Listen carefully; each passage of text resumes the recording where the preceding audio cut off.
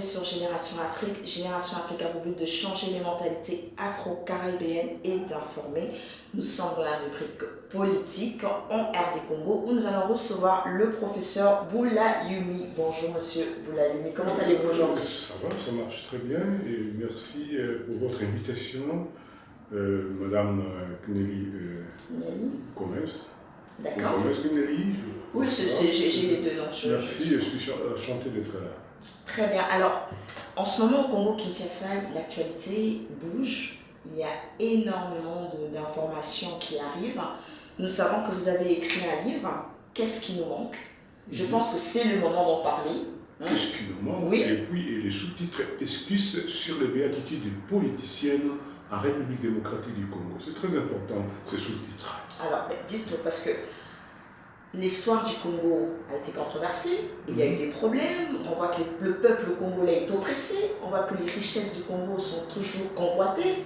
Qu'est-ce qui se passe au Congo? C'est depuis longtemps, c'est depuis la conférence de Berlin. Et nos aïeux, nos ancêtres ont chanté et nous chantons jusqu'à aujourd'hui ce qu'on appelle beaucoup de malheurs ici-bas. Nous souffrons. Simon Kimbangu a certainement chanté Zimpasi Mingi, donc beaucoup de malheurs ici-bas. Et ça continue. Et le pays est occupé jusque-là. Et on voit ce qui se passe au Congo. C'est l'occupation. Et mon livre parle que de cette occupation. Il faut déclarer ouvertement, surtout l'élite, je parle de l'élite politique congolaise, et surtout les Congolais, les policiers congolais, il faut qu'ils déclarent ouvertement que le pays est occupé. Il faut d'abord faire des diagnostics. Et ces diagnostics, c'est l'occupation. Il faut mettre fin à cette occupation. Qu'est-ce qui se passe au village Béni? Au village Béni, il y a, moi je le sais, ce ne sont pas des rebelles, c'est des groupes armés qui tuent les peuples congolais. Ils violent les femmes et qui tuent. Alors pourquoi ça arrive jusqu'au village Béni? Pourquoi ça continue? Mais c'était à l'est du pays. L'est était toujours, on sait très bien, le but, il faut piller, il faut chasser, il faut chasser la population. Il a fait qu'il y ait la population des pays voisins, que la population des pays voisins occupe ces villages-là. D'accord. Moïse Katumbi a été agressé. Certainement, moi-même je vis les images dans un hôpital du Congo, certainement de Lubumbashi. Mais on sait que le Congo est souvent attaqué par l'Occident parce qu'il convoite les richesses du Congo.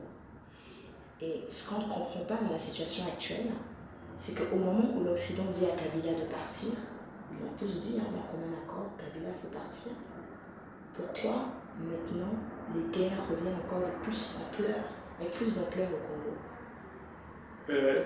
L'Occident attaque l'Afrique pour le moment, c'est par la collaboration d'autres pays africains et aussi d'autres collabos, je dirais, congolais. Et on sait bien que Katumbi était un grand ami de Joseph Kabila. Et un grand ami qui savait assez bien que Kabila a gagné par deux faux pénaltys. Un politicien digne de son nom, qui savait que cet homme a gagné par deux faux pénaltys, il ne l'a pas déclaré lorsqu'il a gagné par ces deux pénaltys. Et après, lorsque lui-même voulait devenir président de la République, par la bénédiction des pays occidentaux, et cet homme, je dirais, il n'est pas digne d'être président de la République du Congo. Mais alors du coup, qui l'agresse? Puisque M. Moïse Katumbi et Kabila, vous dites qu'ils sont ensemble. Pourquoi agresser? Il était une fois empoisonné, apparemment. Oui. Il était une fois soi-disant empoisonné. Il est là. On ne connaît pas si c'était vrai. Et maintenant, il est agressé. Et ce n'est pas du théâtre, puisque Kabila il était aussi faiseur des Katumbi dans leurs affaires, dans leur business, dans le business Katanga, où on parle toujours de ce Katumbi qui a créé des projets sociaux au Katanga, mais c'est pas vrai, c'est archi faux. Katumbi a clochardisé les Katanga. Il a clochardisé, il faut voir Katanga. Ce qu'il a fait des Katanga, c'est vrai, il y a des routes, il y a des ponts, mais ces ponts-là, que les buts de ces ponts, les ponts ont les mêmes buts que les routes tracées par la colonisation des mines vers le grand port de l'Est de l'Afrique ou du Sud de l'Afrique. Donc, moi, c'est la même chose. Ce qui se passe aujourd'hui au Congo, c'est presque la même chose au temps de Léopold II, lorsqu'on amputait les bras des Congolais pour gagner, extraire les caoutchoucs. C'est la même chose. Et maintenant, ce ne sont plus les colonisateurs qui le font, c'est les néo-colonisateurs qui les font, qui sont commandés par les maîtres du monde. Mais l'ONU, les experts de l'ONU ont dit que c'était Mohindo Akili Mundos, donc le général, qui a occasionné cette guerre qui a au Bénin. Et moi, je n'ai pas de preuves. Ouais. Je n'ai pas de preuves, je ne peux pas affirmer ce que je ne connais pas. Parce que la position de l'ONU n'est pas si ambiguë au Congo. On ne connaît pas depuis longtemps, depuis 1960, l'ONIC, MONIC et toutes ces organisations-là. La position de l'ONU est très ambiguë. Alors, qui sera le futur président de la RDC? Le futur président de la RDC, pour moi... Si Katumbi est agressé, si Kabila, la communauté internationale ne veut pas de lui, qui moi, je crois que ce que Kabila veut, et il veut, c'est qu'il pense toujours à son glissement. Ce mot-là, je ne passe pas, c'est son glissement. Donc, il faut qu'on ne puisse pas organiser des élections. Là, après 3 mois, il peut dire que voilà, on n'a pas organisé, donc j'aurai le droit de présenter encore ma candidature puisque je ne suis pas arrivé à la fin. En fait, vous parlez de l'arrêt qu'il y a eu le 11 mai, qui parle sur la Constitution, le Conseil constitutionnel qui dit qu'il peut rester encore président de la République. D'accord. Donc finalement, ce serait Kabila qui aurait agressé Katumbi selon vous. Oui, c'est un peu du théâtre. Je ne sais pas vraiment si c'est Kabila qui a agressé Katumbi ou encore c'était un peu du théâtre. Le théâtre, quand même, il y a du sang qui a coulé. Ah non, tout est possible dans ce monde. Alors pour revenir un peu sur votre livre, vous parlez beaucoup du roi, du père, en parlant du défunt président Mobutu. Oui. Est-ce que vous ne provoquez pas un peu, parce qu'en RDC, il y a beaucoup de Congolais qui sont contre ce régime, qui pensent que la situation dans laquelle le Congo est aujourd'hui, c'est entre autres aussi la cause du président Mobutu Sese Seko. Et je l'ai dit tout de suite dans mon livre, c'est dans mon livre, ce livre a 7 chapitres. Et l'un des chapitres, les premiers, je crois que c'est le roi est mort, vive son ombre. Et Mobutu a commencé sa politique déjà en 60, il est là. Et pour moi, l'époque post-coloniale de la République démocratique du Congo, c'est l'époque mobutienne. Mais il y a les périodes, il faut faire la différence entre la période présidentielle de Mobutu et l'époque mobutienne qui équivaut à la période post-coloniale de la République démocratique du Congo. Donc il y a Mobutu qui a favorisé, bien sûr, Mobutu, mais il y a son nom, parce qu'il y a qui s'était lié là, il y a l'ombre, il y a la voix de Kizenga, le doyen de Palu, qui était vice-premier ministre de Lumumba, et il est encore là, il a à dire. Il y a Kyungu, qui a signé, il est parmi les signataires de la fameuse lettre des 13 parlementaires, il est encore là. Il y a Kengwa Dodo, qui tient à ce qu'il devienne président, puisque Kengwa Dodo sait bien qu'ils ne peuvent pas gagner les élections, mais comme il est la deuxième personnalité selon le protocole de la Constitution de la République démocratique du Congo, donc la deuxième personnalité, si il serait possible, je dirais, que Congo Dondo devienne un président provisoire. Donc c'est les chefs. Ils sont toujours là. Ce sont les Mobutu. Et les services secrets de M. Kabila, le fils, Joseph Kabila, et Régis aussi, je crois que fonctionne grâce aux anciens Mobutistes. Okay. À l'occurrence, comme Mokolo Ampongo. Bon, vous avez dit hier que, et je l'ai lu un peu vite fait dans votre livre, vous parlez du sentiment national.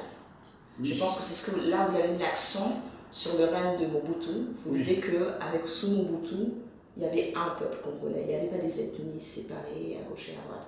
Aujourd'hui, qui pourrait représenter cela? Non. Il y avait toujours des ethnies, mais il y avait ce qu'on appelle nation bilingue.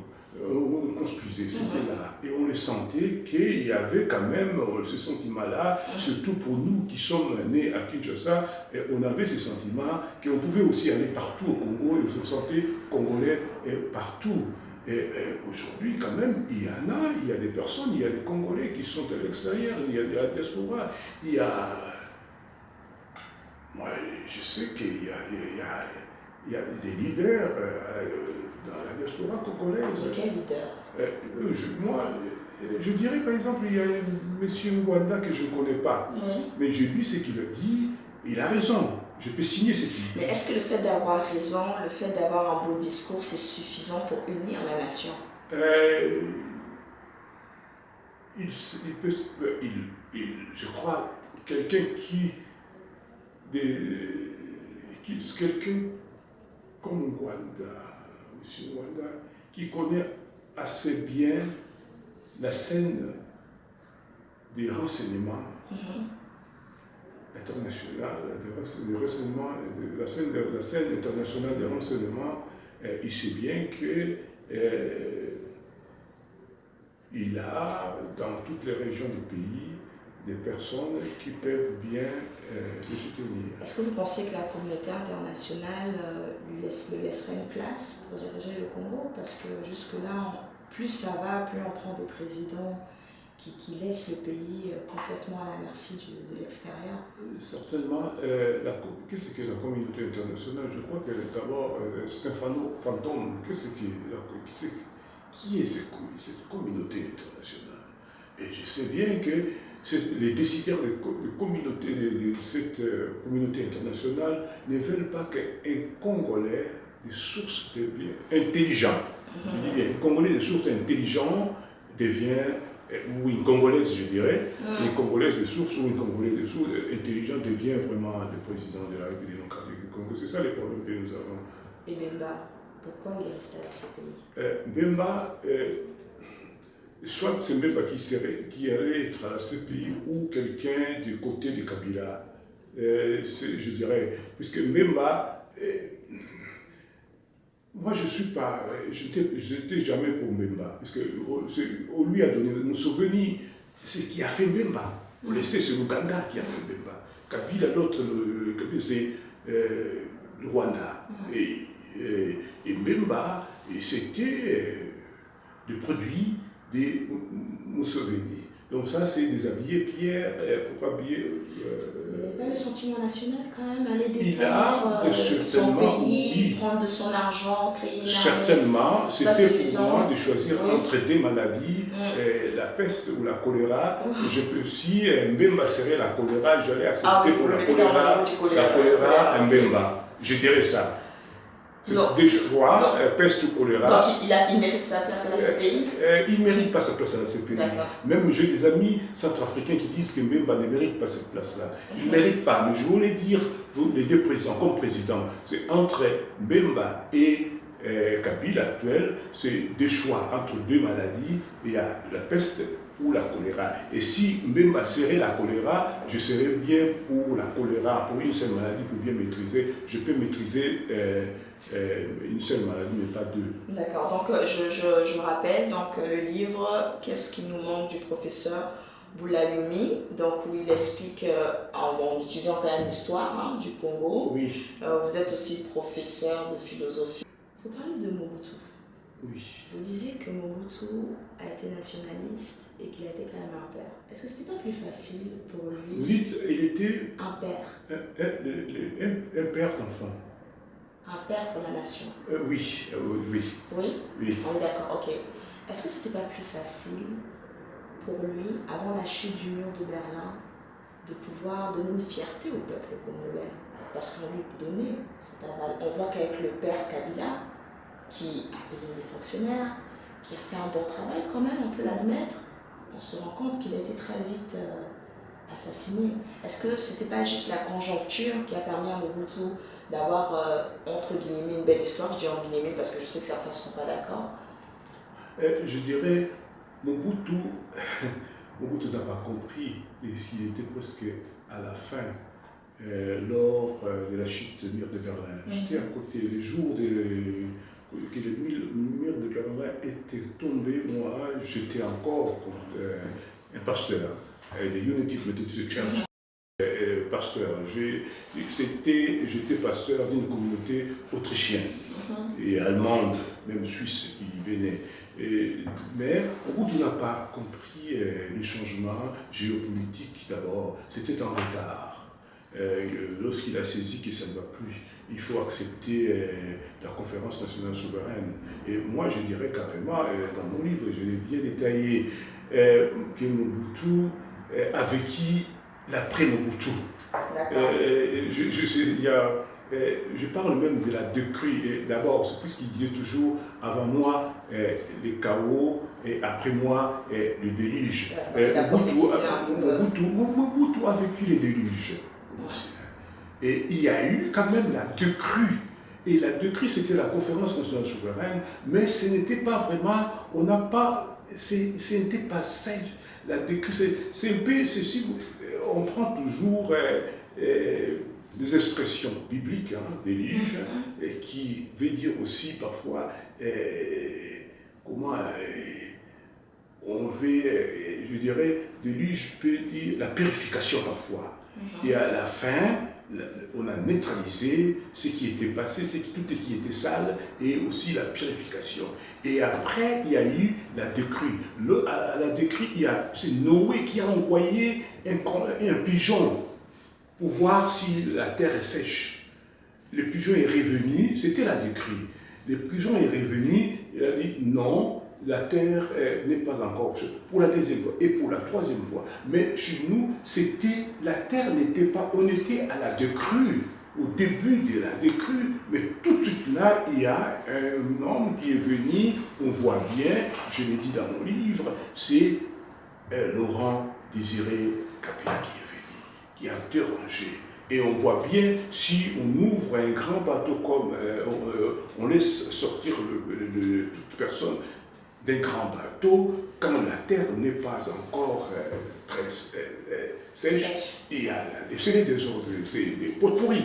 Je dirais, c'est ça un peu. Puisque c'est ce que j'ai mis, j'ai choisi cette image de l'article, de l'artiste, je dirais, de l'artiste Chéri. Pourquoi? Les Congolais s'est moqué de cet homme-là lors de l'exposition Congo Kitoko, mais c'est que cet homme ne pouvait pas parler, puisqu'il critique la politique congolaise par les pinceaux et la couleur.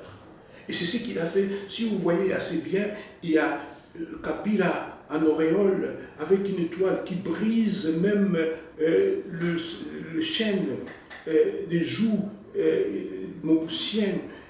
Il sauve les gens. Il ressuscite même les morts. C'est le messianisme qui est en nous, Congolais, depuis, je dirais aujourd'hui, depuis la nuit du temps. Et si on voit bien, à la fin, Kabila, il y a quelque chose à côté de Kabila, une sanction, un bonhomme, un cadeau, un jeune militaire qui est là, qui qui ciblait Mobutu avec son fusil. Mais nous avons paraphrasé cette image, nous avons tourné ce bonhomme-là vers Kabila, puisque c'était à gauche de à sa poitrine.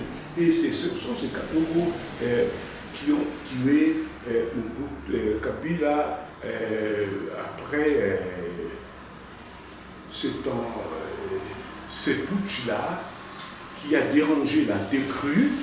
Je dirais la décrue, c'est ce qui a dérangé la décrue, et ces Kadogo, ce groupe de Kadogo, je dirais, ont pris le pouvoir qui est là, et avec le temps, ce pouvoir a réinstallé les anciens Mobutu. Et voilà pourquoi je dirais à haute voix que le temps post-colonial de la République démocratique du Congo équivaut est l'équivalent du temps de la période mobusienne. Le roi est mort, vive son ombre. Très bien. Je vais vous laisser faire la conclusion tout à l'heure en Lingala, pour ceux qui nous suivent. Juste avant, un mot pour le Burundi et le Congo-Brazzaville. Le Burundi, vous savez, il y a quelques jours que Burundi est passé par le monde. Les Burundais ont commémoré le 44e anniversaire des génocides des Hutus. Mais ce génocide n'est pas reconnu. Mais l'ONU a reconnu les génocides des Tutsis au Rwanda. C'est impossible. Il faut reconnaître aussi les génocides Hutus. Et je dirais, les génocides existent aujourd'hui. On tue au Congo des viols de femmes et tout ça. Donc, je dirais carrément que c'est les problèmes de Rwanda, les problèmes de Burundi, de Rwanda, de Congo ne peuvent pas être les problèmes, ne peuvent pas être vus séparément. Oui. Les problèmes, on voit bien actuellement, c'est tout ce qui se passe au Burundi, c'est un peu... Ce qui est bizarre au Congo, c'est qu'il y a eu, là à Beni, c'est des massacres avec la machette. Oui. Ça rappelle ce qui s'est passé au Rwanda. Oui. Puis ça rappelle le génocide qu'il y a eu au Burundi entre les Hutus et les Hutus. Donc ça pourrait presque donner l'impression que la RDC est la continuité du Rwanda. C'est la continuité. Monsieur Kagame, je le déclare, je peux le déclarer, je le déclare souvent solennellement.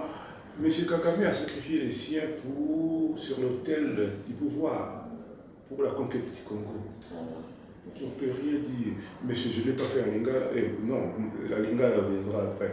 Et le Congo-Brazzaville, c'est depuis l'histoire. Excusez-moi, juste avant de passer au Congo-Brazzaville, le président du Burundi a déclaré que c'était la faute aussi de Kagame qui mettait l'instabilité au Burundi. Est-ce que vous pensez que Kagame veut avoir la RDC et le Burundi, et peut-être après le Congo-Brazzaville? Le Congo-Brazzaville, je dirais non. Ok. Le Congo-Brazzaville, je dirais non. Mais le Burundi, oui. Le Congo-Brazzaville, moi, je dirais que c'est un problème vraiment France-Afrique. Qui veut gérer le pétrole de Pointe-Noire. C'est la France, c'est Total ou une autre société.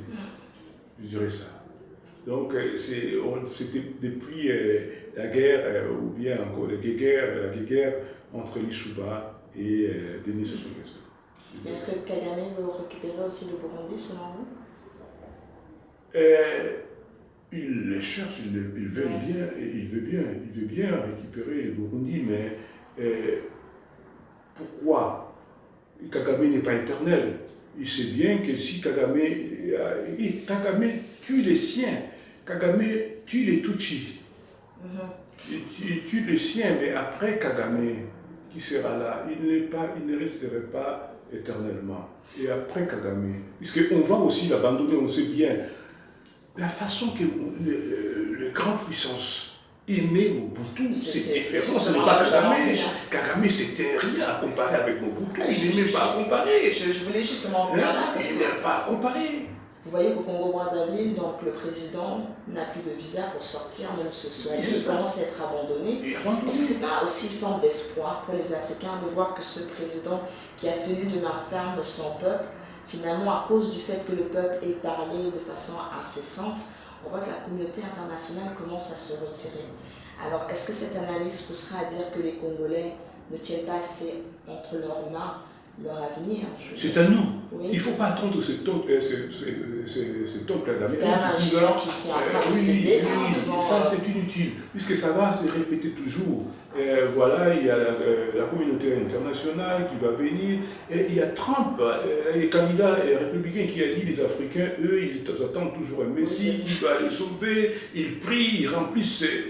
C'est ce qui les églises, c'est bien, la religion est devenue vraiment, je donnerai Karl Marx religion, c'est le peuple du peuple. Pour le moment, on croit toujours, il reviendra. Si on voit cette image ici, c'est très messianique.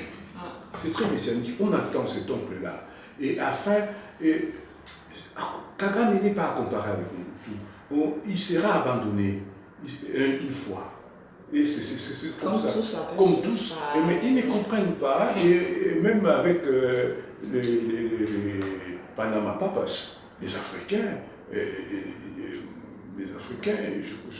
j'étais en Suisse comme pasteur stagiaire et je savais que Mobutu avait des maisons en Suisse, mais à la fin de sa vie, on ne lui a pas donné de visa pour rentrer en Suisse. C'est exactement ce qui se passe.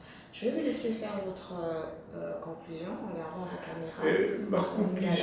Ma conclusion, na lingala, omoni na koma buku moko komo nango ebembe ya Thompson. Mbisi moko étranger, mbisi yango azalaka na ye na mai na biso te, kasi ye aokipe libumu ya bato lokola lilita na ye. Bambisi mosusu ya mai bakodeklare balobi me ndenge nini biso tozali awa biso bato biso mikolo ya mai eloko ezalaka na mai na biso te ndenge naye kodomine biso tolinga te moto mosusu adomine biso akonza biso toluka mosikoli na biso kati na biso moko ezali makambo na biso moto moko takobeta libanda. Peuple congolais, vous allez na pouvoir bino moto bozali ma souverain suprême pour to bongisa mboka na biso moto mosusu akowita kosukola akoya kobongisa biso te. Vote oyo mpo na ngai ezali na ntina moko te. Tozali liboso tokende na baélection, il faut pays ezala libéré. Pays oyo ezalaka eza libre te ekoki kokende na élection te, puisque l'élection vous a déjà triqué.